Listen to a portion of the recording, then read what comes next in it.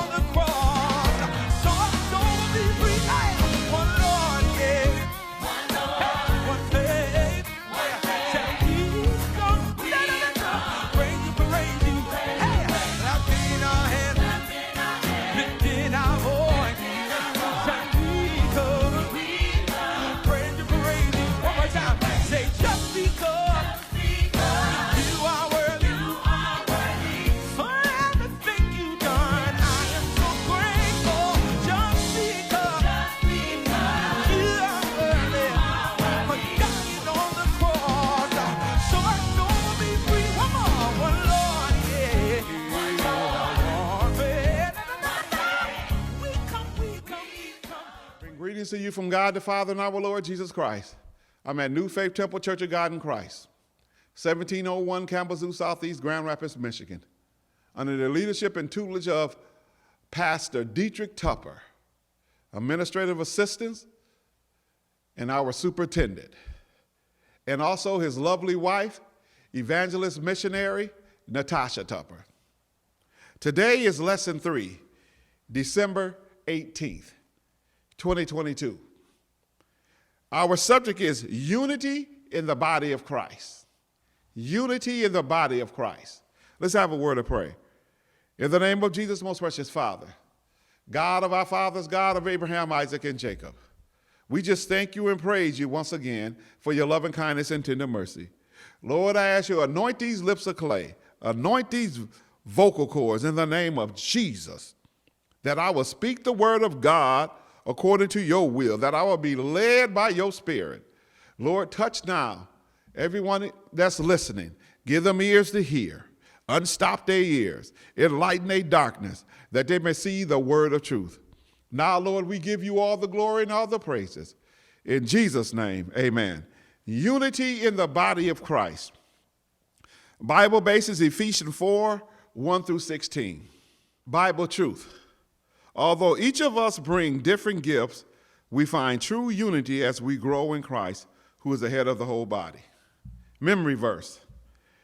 There is one body and one spirit, even as ye are called in one hope of your calling, one Lord, one faith, and one baptism.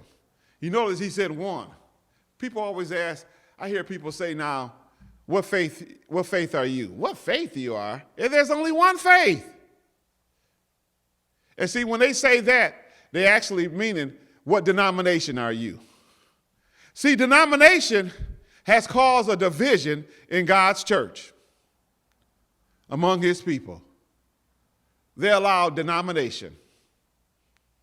Yes, they have. Some people believe that you be baptized in the Father, Son, and the Holy Ghost.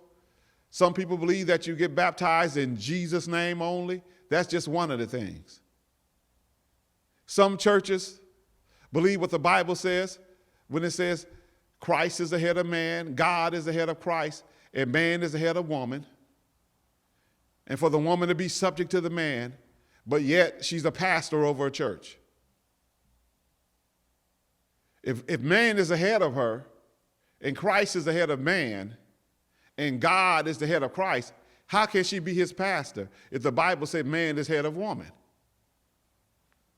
And they'll try to get words and pick words and make it right. But you can't do it. You have to stay subject to the word of God. You have to stay subject to the word of God. Now, they're doing it. I even got family doing it.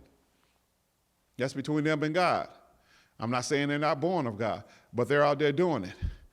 But all things must be done decently and in order. I figure you are hindering the spirit of God when you're not letting it flow through the body, meaning through the people. If you line up the people in the church with the word of God, God's spirit will flow freely. And that's what the devil don't want. He wants us to be divided. So that divides us. Women preachers divide us. Different denominations divides us. All of it. It causes division, and that's what he wants. That's how you know it's the devil. But we got to follow the word as the word says. There's some people following the Mosaic law still. Some people are Judaizers. They don't even believe the Messiah came yet. They still waiting on Elijah. And in the Bible, Jesus said Elijah have already come, and it was John the Baptist.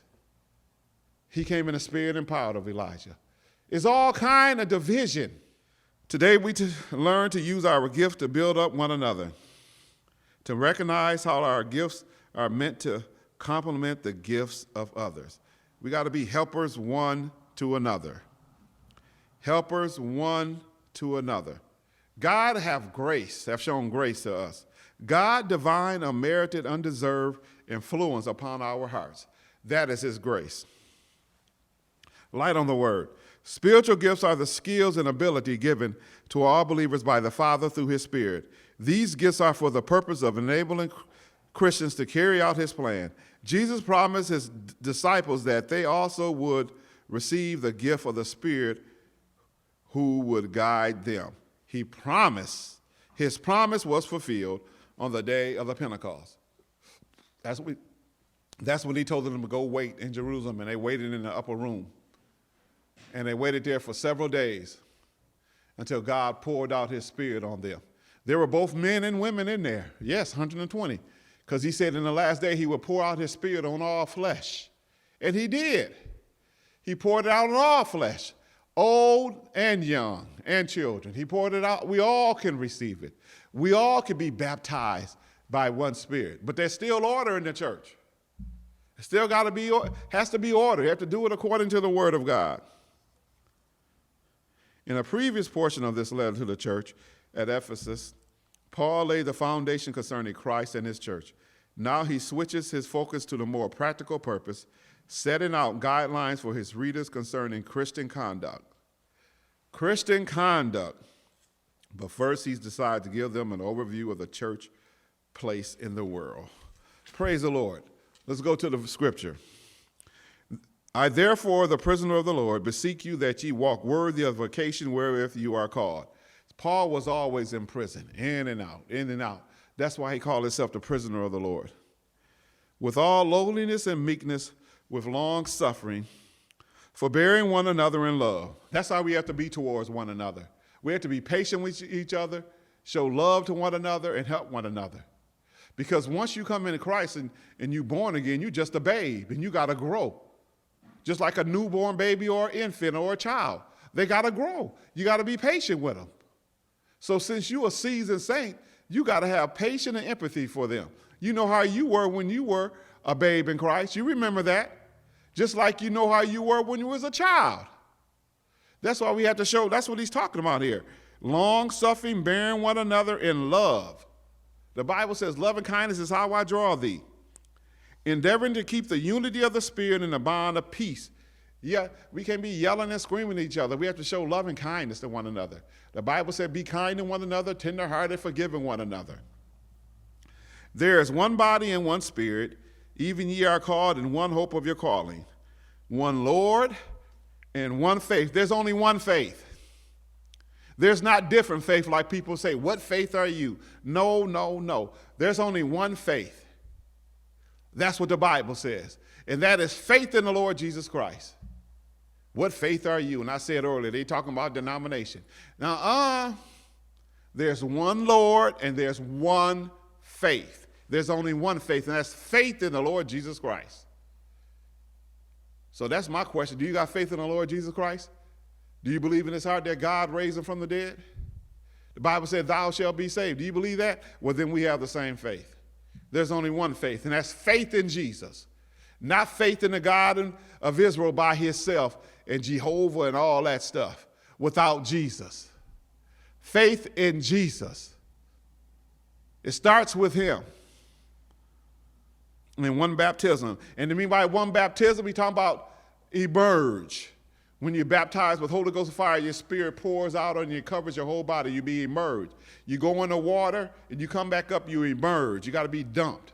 Come back up. One baptism. One baptism what? By his spirit. That's the most important thing. By his spirit, the Spirit of God. That's the only baptism. What you baptized by? Holy Ghost and fire. Yes. That's the one baptism. He's a baptizer. Holy Ghost and fire. That's what God baptized you with. That is the one baptism. You're baptized with God's Spirit. If you ain't baptized with the Spirit of God, then you're not baptized. That's why he said one baptism. Baptized into Christ. One God and Father of all, who is above all, through all, and in you all. There's only one God. There's not 6, 7, 8. There's only one God. God the Father. And our Lord Jesus Christ. And the Holy Ghost. And they're one. The Bible says there's 3 that bear record in heaven.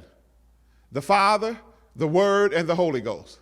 And these 3 are one. They're one. That's one God. You can't say you serve the God and don't serve Jesus, don't believe him, or you don't believe in the Holy Ghost. Well, no, you don't have a relationship with him. You do not. But unto every one of us is given grace according to the measure of the gift of Christ. Wherefore he saith, when he ascended up on high, he led captivities captive and gave gifts unto men. That's what he did.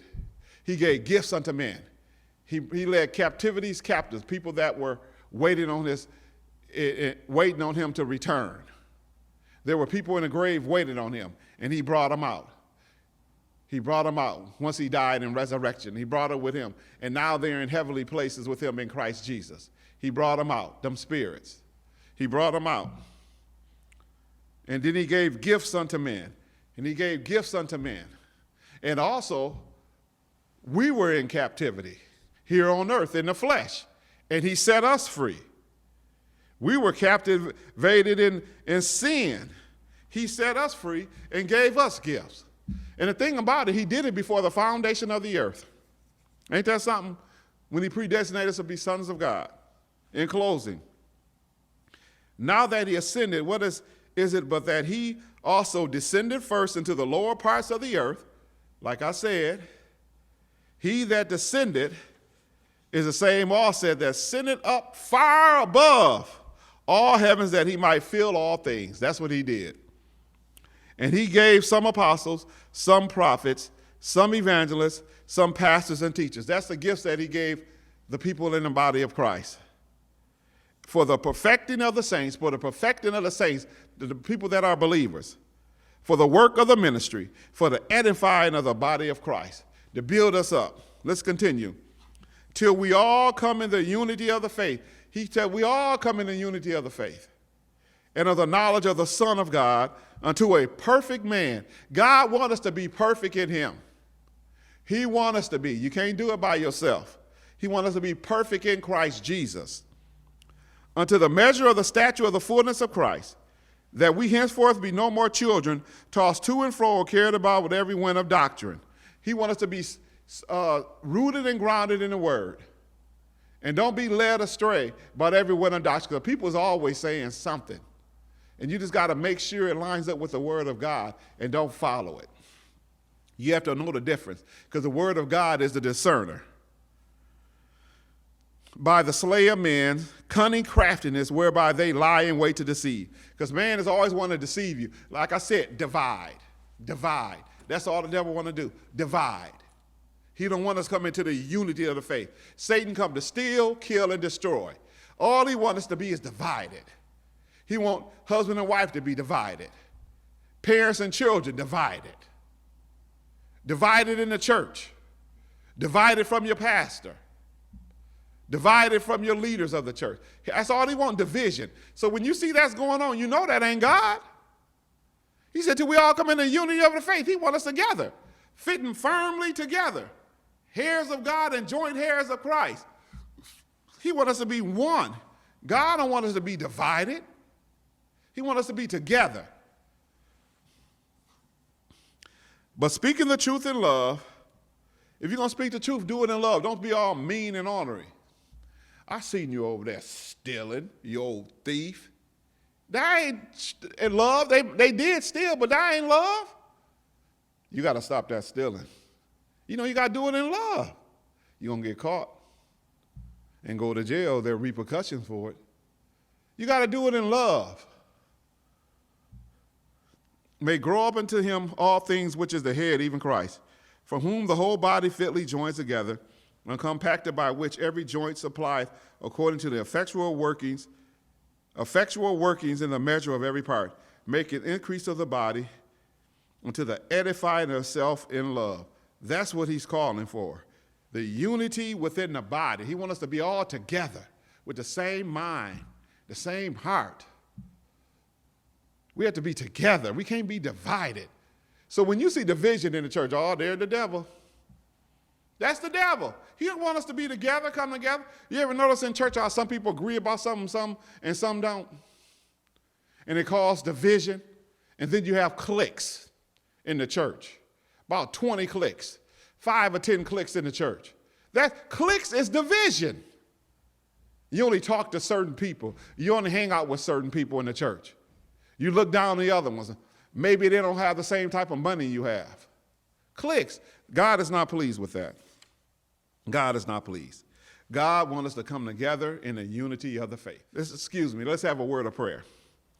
In the name of Jesus, dear Father, we thank you for the gift that Jesus has given us. Help us to respect those gifts and work together to use them to build up your church. In Jesus' name we pray, amen. Remember, a child saved is a soul saved, plus a life, amen.